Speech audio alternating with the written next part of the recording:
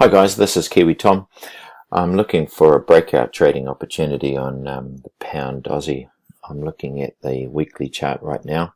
You can see where price hit its summit back in 2005 and has since tracked through to the support in October 2016.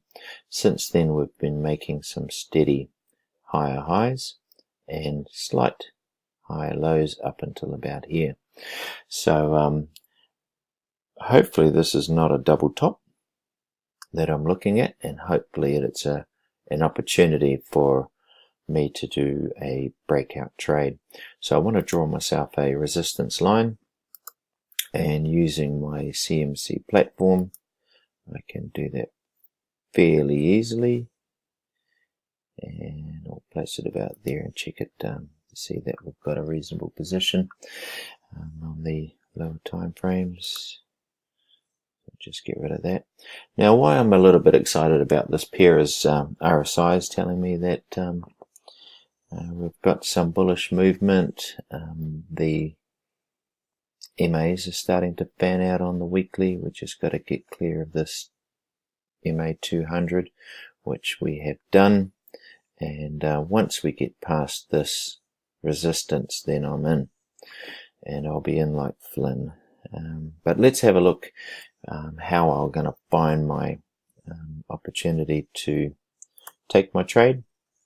I've set up this portfolio where I have multiple time frames set up, and this is my monthly chart here, my weekly, and then I've got a daily set up. This is the 4-hourly, and you can see they're all showing some good uptrend movement, and to the 15 minutes, so hourly and 15 minute.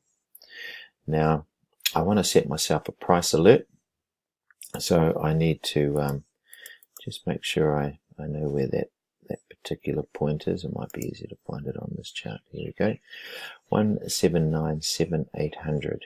Okay, so when price goes through there, I'm going to have an alert pop up and tell me.